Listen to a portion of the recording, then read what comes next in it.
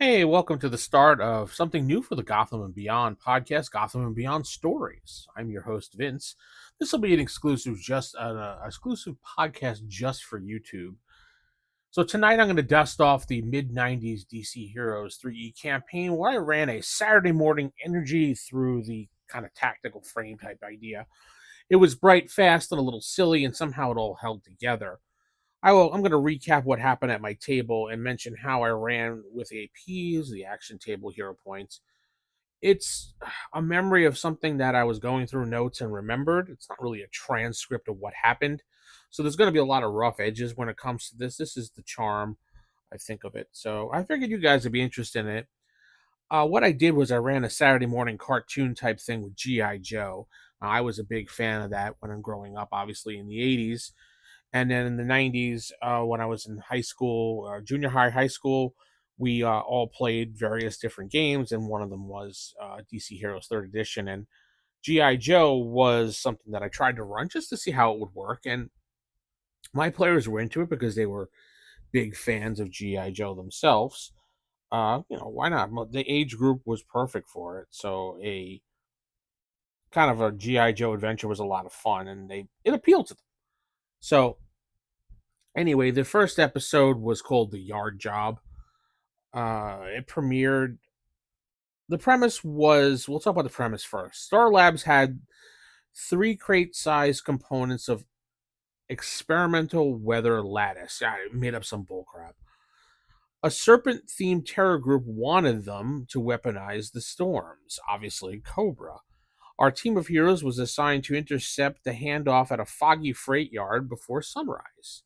Simple A to B, grab the crate, plant the tracker, get out clean, and that was about it. The squad was only four players. One was called Scout. He was a stealth recon, quiet shooter, acrobatics martial artist. And the next one was Pilot, a utility helicopter and guts type person, vehicle high stunt person that she played.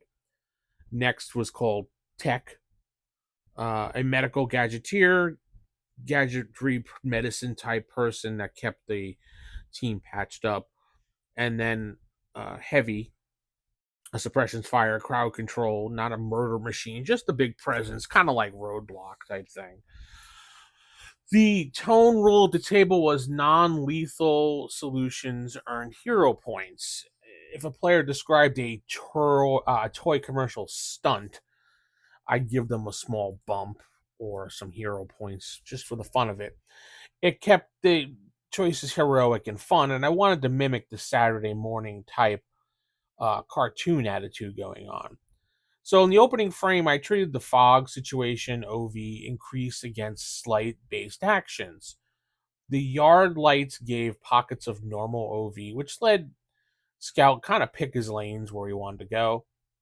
First complication, a flatbed rail car with two star crates already rolling towards a truck with a Serpent logo under a tarp. Countdown structure, 6 segments to the ramp. That gave urgency without a lot of bookkeeping when it came to the game. So Scout jumped in there first, sprinting across container roofs, trying to hide his way. I call for acrobatics versus a moderate OV. Then let success translate into raps for positioning when it came to when he was done.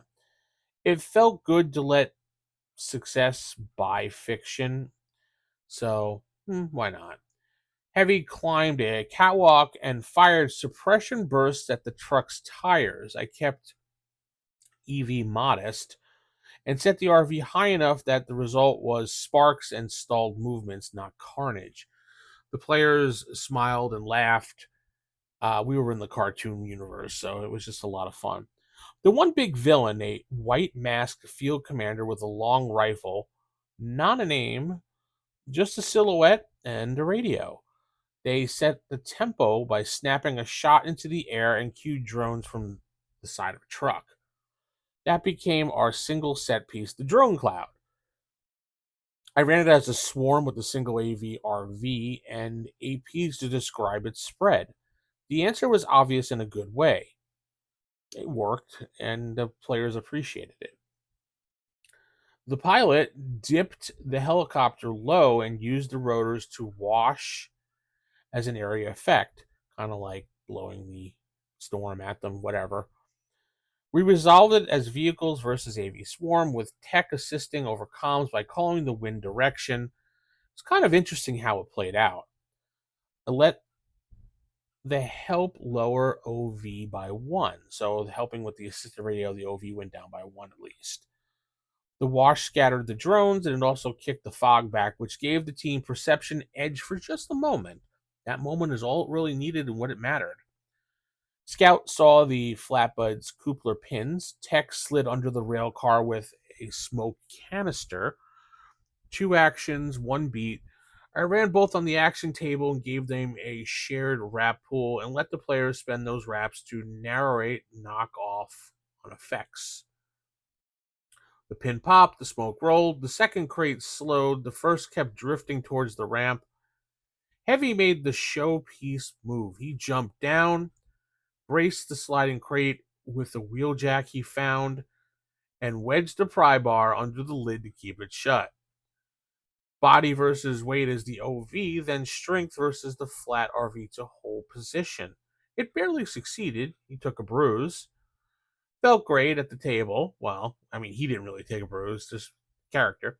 Meanwhile, the white mask put a round into the helicopter's landing skid, and I used the light wear track on the vehicle to keep the pilot making choices, not damage so much as stress, but it kind of worked.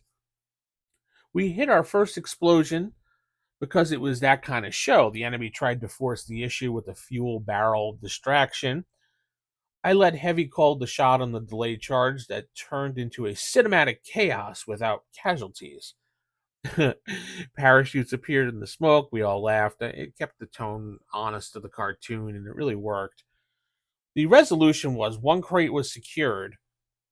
The second was hooked by a winch and yanked into the tunnel mouth that opened into the canal. I did not run the boat chase here. I implied it, then cut. That was intentional. First episode ended on partial wins, so they partially got what they needed to do. Debrief and scene at Star Labs. A Star Labs liaison explained the device without technobabble. 3 cores from a net. 1 safe in our hands, 1 in the enemy's, 1 unaccounted for and probably on the move. Stakes clean and simple. System notes that kind of helped me. AP counting for time and distance made the flatbed countdown feel kind of crisp and original. AV versus OV for micro contest let me say yes to stunts without losing speed of the game.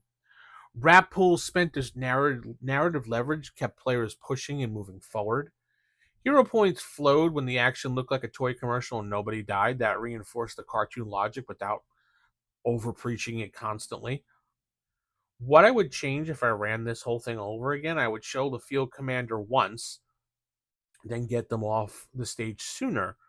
I kept them in the frame a hair too long and tempted the table to tunnel vision as they should have gone after the things, but a couple of the characters started going after him instead.